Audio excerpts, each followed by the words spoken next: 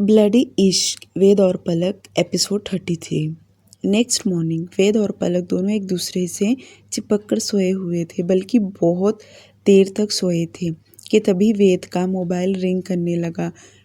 वेद आवाज़ सुनकर अपनी आंखें खोला और मोबाइल उठाकर देखा तो डैनियल का कॉल आ रहा था, जो देखकर वेद पहले पलक की तरफ देखा, जो उसके ऊपर बगैर कपड़े की सोई थी, बल्कि दोनों इस वक्त कपड़े नहीं पहने थे। वेद उसका कॉल रिसीव नहीं किया, बल्कि कट करके मोबाइल साइड में रख दिया और पलक के सर पे हाथ फेरने लगा। उसके छूने से पलक भी अब कसमसाने लगी और जब पूरी तरह आंखें खोलकर देखी तो वेद उसे ही देख रहा था। वेद प्यार से बोला, उठो, फ्रेश हो जाओ, तुम्हें मेडिसिन्स भी खाना है ना। पलक उठ नहीं रही थी। वेद उठा और पलक को उठाया। कुछ देर बाद दोनों फ्रेश होकर नीचे आए। साथ में उन्होंने ब्रेकफास्ट किया। तभी वेद को याद आया कि डैनियल का कॉल आया था, उससे बात करना है। उसने तुरंत अपना मोबाइल लेकर बाहर गार्डन एरिया में आया और डैनियल को कॉल किया। 2-3 रिंग जाने के बाद ही डैनियल ने कॉल रिसीव कर लिया और वह वेद के कॉल का ही इंतज़ार कर रहा था। डैनियल पहले तो सोचा अभी बताना सही नहीं रहेगा, पर कुछ सोचकर उसने सोचा कि वरना वह लड़की कोई भी गेम खेल सकती है जिससे वेद को आगे चलकर प्रॉब्लम में ना आ जाए, क्योंकि बताना बहुत ज़रूरी है ताकि वे पहले से ही सतर्क हो जाए। डैनियल को खामोश देखकर वेद सख्त आवाज़ में बोला, क्या हुआ, तुम बोल क्यों नहीं रहे हो, और इतना सुबह तुमने कॉल किया था। जो सुनकर डैनियल बोला, मैं वैसे तो तुम्हें रात को ही कॉल करने वाला था, पर कुछ सोचकर नहीं किया। वेद गार्डन में यहाँ से वहाँ चक्कर लगाते हुए आगे बोला, सब ठीक तो है, और वह काम के बारे में भी पूछने लगा। डैनियल बाकी बातें बिल्कुल भी नहीं करना चाहता था। वह तुरंत मुद्दे पर आते हुए बोला, वेद, मैं तुमसे कुछ इम्पोर्टेंट बात करने वाला हूँ। ये सुनकर वेद क्यूरियस होते हुए बोला, हाँ बोलो, क्या आप बोलना चाहते हो। ये सुनकर डैनियल बोला, कल मुझे संजना मिली थी। उसका नाम सुनते ही वेद की मुट्ठियाँ कस गई। फिर भी वह अपने आप को कंट्रोल करते हुए कहा, वह तुमसे क्यों मिली। डैनियल ने सारी बातें विस्तार से बता दिया और चेतावनी देते हुए यह भी कहा, वह तुमसे ज़रूर मिलने आएगी, पर तुम इस बार उसकी बातों में मत आना। डैनियल का इतना कहना कि वेद अजीब तरह से मुस्कुराया और कहा, डैनियल, जहाँ तक मैं तुम्हें जानता हूँ, तुम बहुत बड़े खिलाड़ी हो और तुम भी मुझे अच्छे से जानते हो, तो तुम्हें फ़िक्र करने की ज़रूरत नहीं है। अगर दुश्मन मिलना चाहता है तो हम भी मिलने के लिए तैयार हैं। बाकी तो तुम समझदार हो, समझ ही जाओगे। कॉल की दूसरी तरफ से डैनियल बोला, यही बस तुम्हें बताना चाहता था कि सतर्क होकर रहना, क्योंकि अब तुम अकेले नहीं हो, तुम्हारे साथ पलक भी है। वह तुम्हें कुछ नहीं करेगी, पलक को शिकार बनाएगी। यह सुनकर वेद को बहुत गुस्सा आया, क्योंकि पलक के ऊपर 2 बार पहले ही हमला हो चुका था, पर अब वह बिल्कुल भी बर्दाश्त नहीं करेगी कि खुद को शांत करते हुए कहा, डैनियल, तुम अपना ख्याल रखो, बाकी मैं सब संभाल लूँगा। दोनों दोस्त कुछ देर तक आपस में बातें करते रहे। उसके बाद दोनों ने कॉल डिस्कनेक्ट कर दिया। कॉल कट होते ही वेद अपने अतीत के बारे में सोचने लगा और वह जिस तरह से सोच रहा था, उसकी आंखों में गुस्सा साफ साफ झलक रहा था और दांत पीसते हुए खुद से कहा, जितना मैंने तुमसे प्यार किया है ना, उससे 4 गुना मैं तुमसे नफरत करता हूँ। और रही बात दुश्मनी निभाने की, तो इस बार मैं तुम्हें जान से मारने के लिए भी पीछे नहीं हटूँगा। संजना थॉमस। वेद मोबाइल जेब पॉकेट में डाले विला के अंदर आने लगा और जब अंदर आया तो देखा सोफे पर पलक बैठी ही वह कुछ तो कर रही थी। वेद दूर से रुककर उसे ध्यान से देखने लगा और हल्का ही सही, पर उसके होंठों पे एक सुकून भरी स्माइल आ गया और एक बार फिर से उसे डैनियल की बातें याद आने लगा। जो तुम्हें छोड़कर जाए उसे जाने दो, पर जो तुम्हारे लिए सब कुछ छोड़ कर आए उसे कभी मत जाने देना। यह याद आते ही डैनियल चलते हुए पलक के पास आया तो ध्यान से देखा। पलक के हाथ में एक मैगज़ीन था और उस मैगज़ीन में पेज पर लड़कियों के फ़ोटोज़ थे। पलक गौर से देख रही थी। वेद अपना हाथ आगे बढ़ाकर बोला, पलक चलो आज कहीं बाहर चलते हैं। वेद के मुंह से अपना नाम सुनकर पलक नज़र उठाकर वेद को देखने लगी। सच में दोनों बहुत करीब थे, पर करीब होना महत्व नहीं होता है। जब इंसान उसे प्यार देने लगे ना, तब जाके सही मायने में प्यार कहते हैं। शायद अब वेद वही करने जा रहा था। पलक तुरंत सवाल करते हुए पूछी, कहाँ जाना है? वेद अपना आईब्रो ऊपर चढ़ाते हुए बोला, अगर मैं तुम्हें बताऊंगा तो तुम क्या जान जाओगी? जाओ जल्दी जाकर रेडी हो जाओ। पलक सोफे पर से उठी और अजीब तरह से वेद को देख कमरे में चली गई। कमरे में आते ही वह जल्दी से रेडी हो गई। उसे ज़्यादा कुछ करना नहीं था, बस कुर्ती निकालकर दूसरी कुर्ती पहन ली।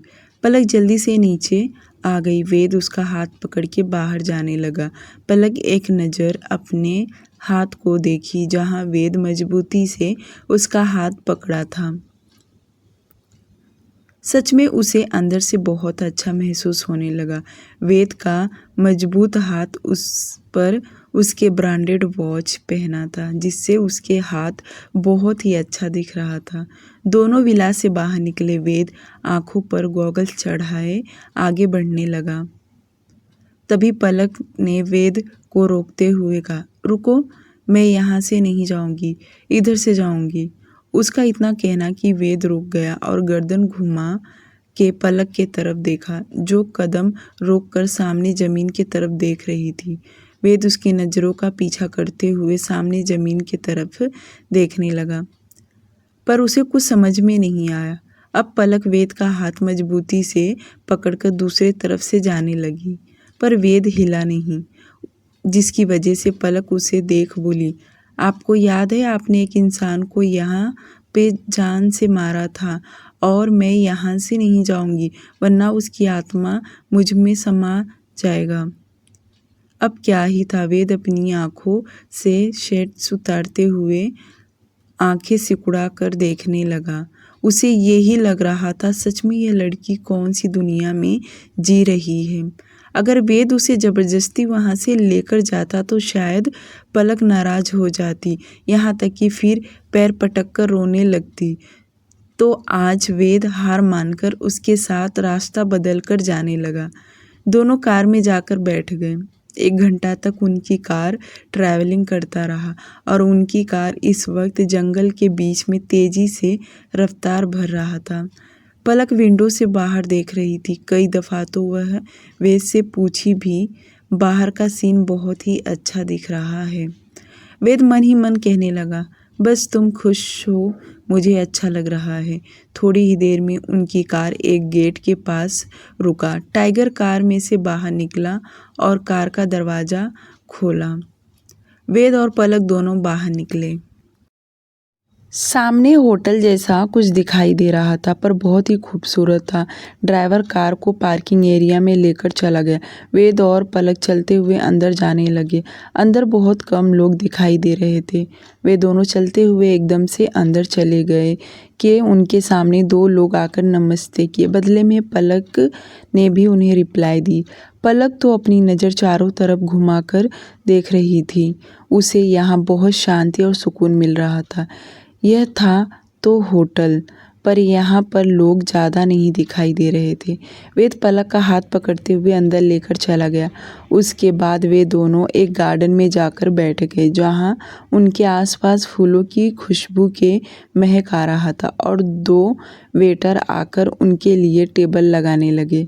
पलक वेद से बोली, यहाँ पर लोग क्यों नहीं दिखाई दे रहे हैं?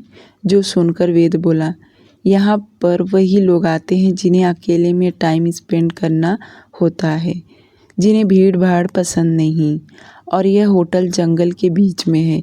यहाँ पर बुकिंग करने के लिए वेटिंग पर रहना पड़ता है। वेद बड़े प्यार से पलक के सवालों का जवाब दे रहा था, जो सुनकर पलक बोली, फिर आपने कब बुक किया था? मेरा मतलब काफ़ी टाइम पहले किया था क्या? वेद पलक के लिए प्लेट में खाना निकालते हुए कहा, नहीं, मैंने पैसे ज़्यादा देकर आज ही बुक कर लिया हूँ। पर क्यों?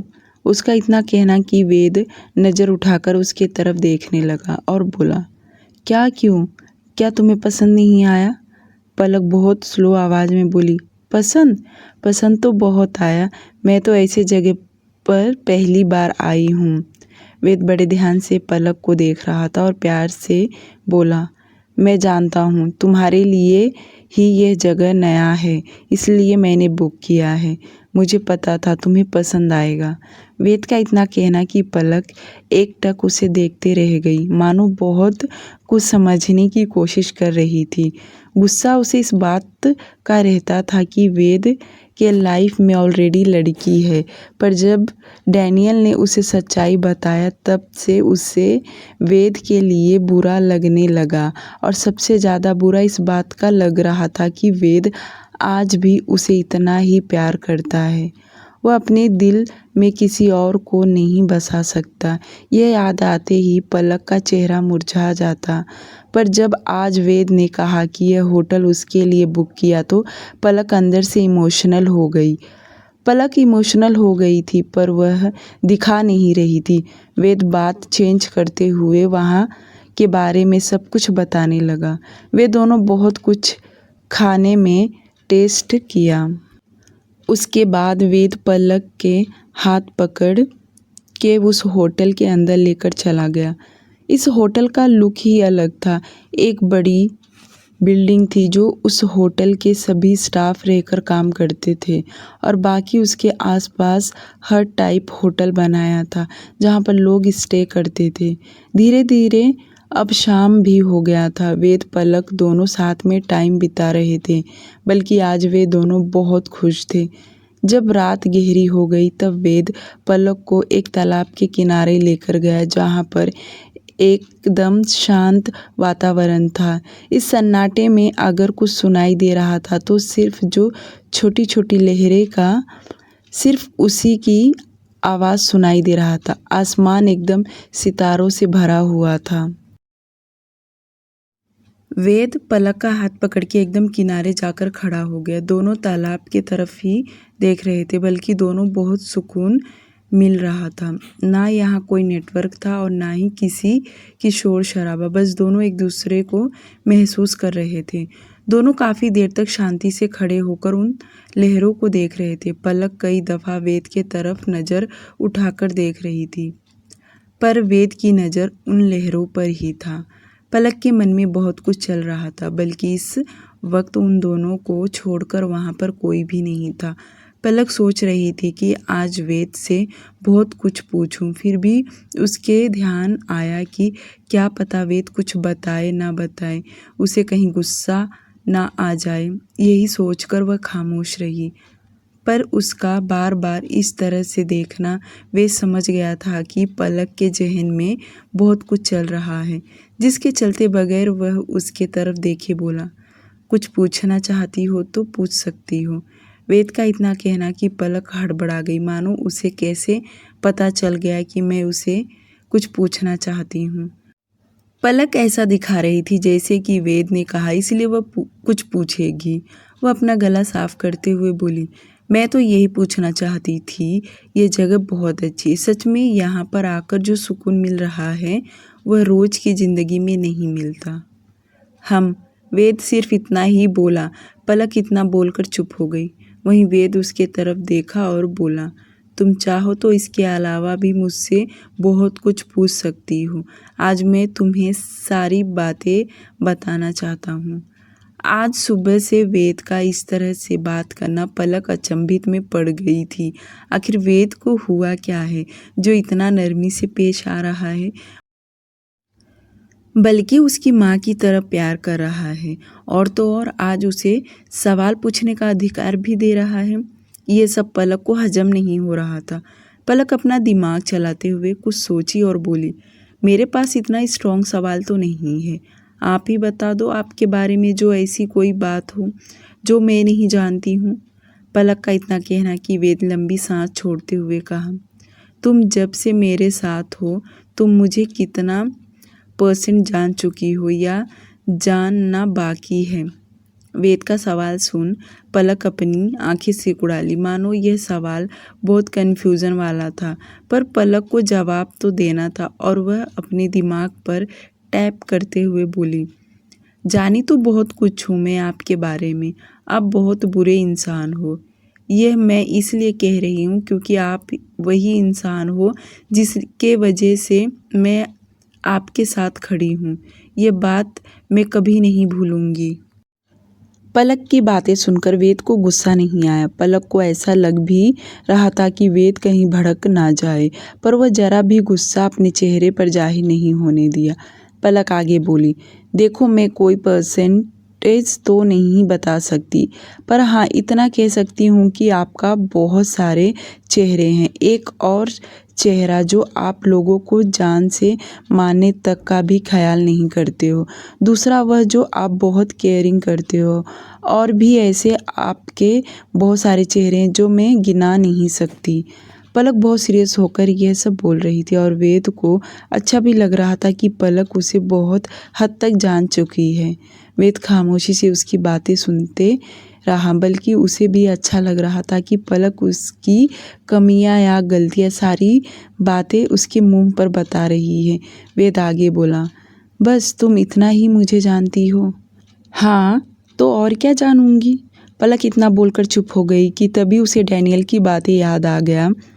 ये बहुत बड़ा सवाल था, बार बार उसके ख्याल में आ रहा था, पूछे कि नहीं पूछे, क्योंकि यह वेद की पर्सनल बातें थी। तो भी उसे रहा नहीं गया क्योंकि वेद ने उससे कहा था कि वह कुछ भी पूछ सकती है। पलक पहले वेद से परमिशन मांगते हुए बोली, एक बात पूछूं, आप गुस्सा तो नहीं करोगे ना?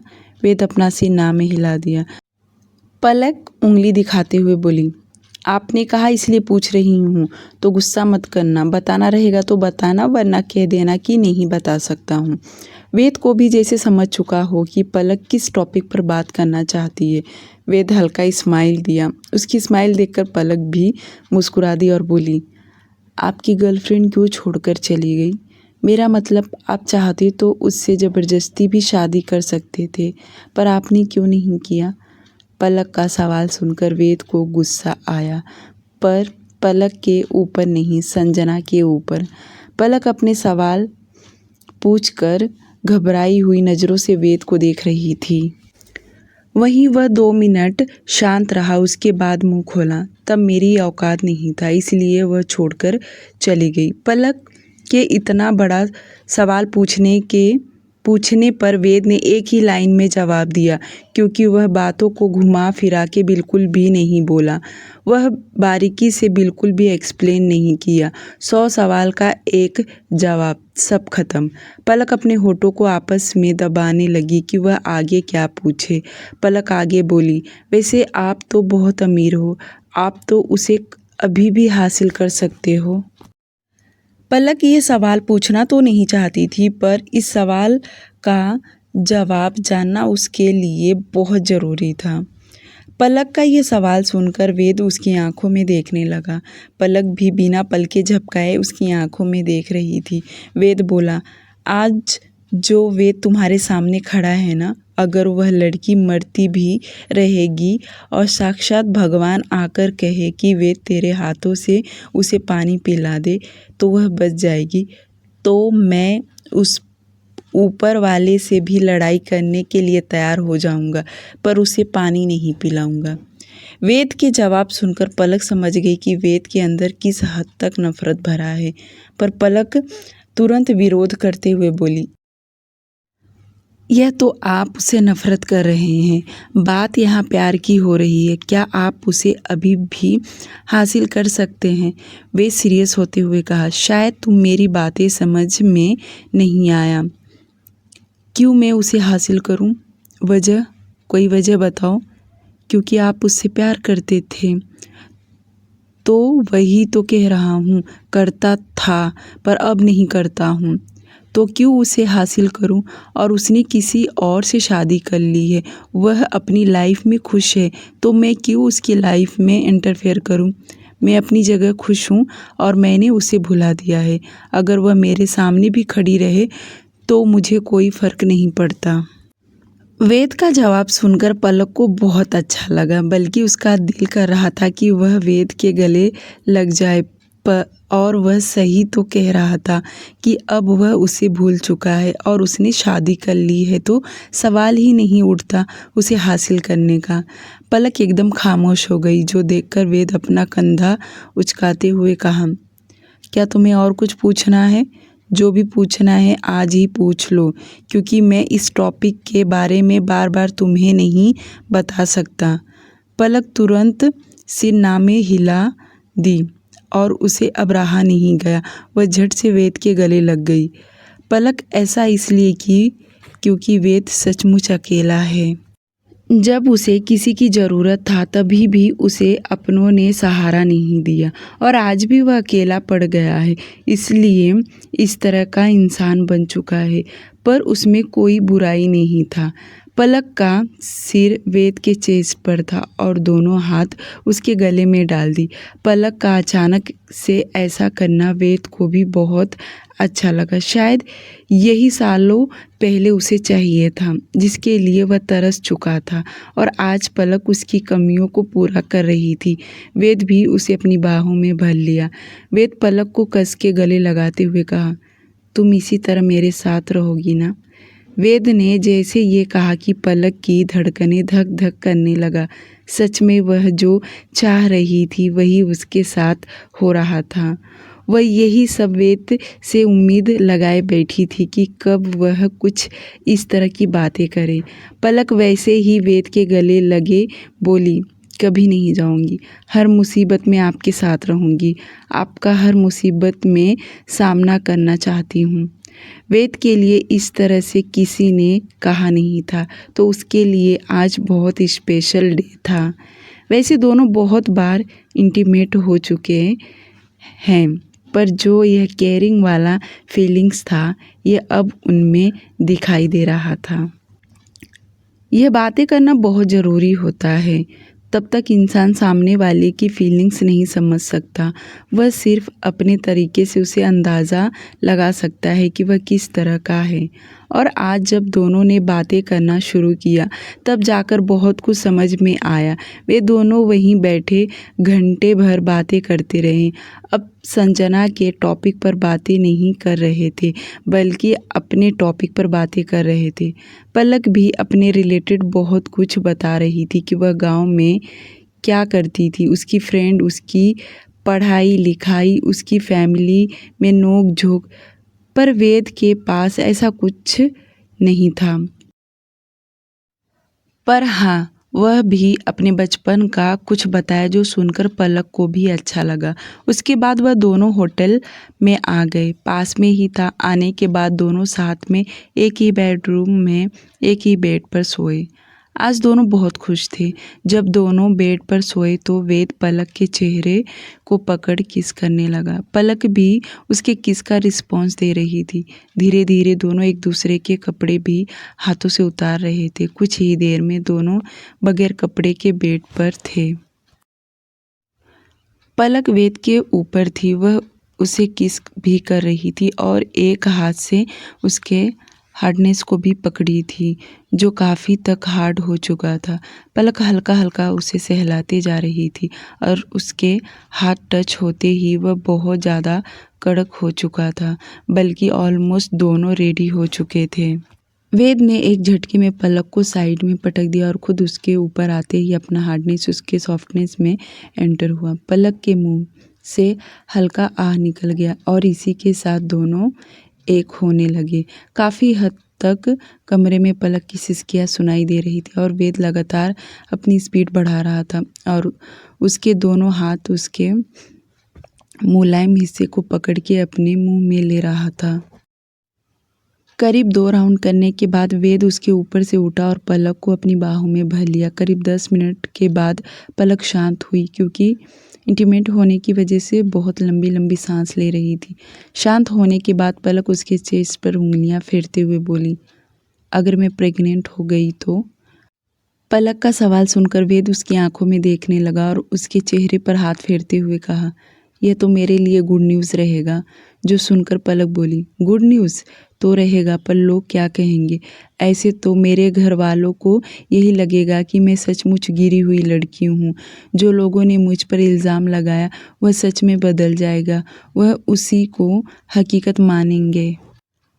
पलक जो बोल रही थी वेद समझ गया कि वह क्या कहना चाह रही है। जो सुनकर वेद उसे प्यार से समझाते हुए कहा, अभी तुम आराम करो, इसका रास्ता मैं बहुत जल्द निकाल लूँगा। वेद पलक की सारी जिम्मेदारी ले रहा था, तो पलक क्यों खुद को परेशान करेगी। वह तुरंत सो गई। उसके सोने के बाद वेद उसके सिर पर हाथ फेरते हुए सोचने लगा कि पलक उससे क्या चाहती है। वेद को भी प्यार में धोखा मिला था और पलक अब उसके नसीब में थी और वेद उसे खुद से दूर नहीं करना चाहता। इसलिए उसने फैसला कर लिया कि अब आगे क्या करना है। डियर लिसनर, अगर स्टोरी आपको पसंद आए तो प्लीज़ स्टोरी को लाइक और चैनल को सब्सक्राइब करना ना भूलें और साथ ही साथ में मेरे व्हाट्सएप चैनल को भी फॉलो कर लीजिए ताकि आप लोगों को सारा अपडेट टाइम पर मिलता रहे। Thank you.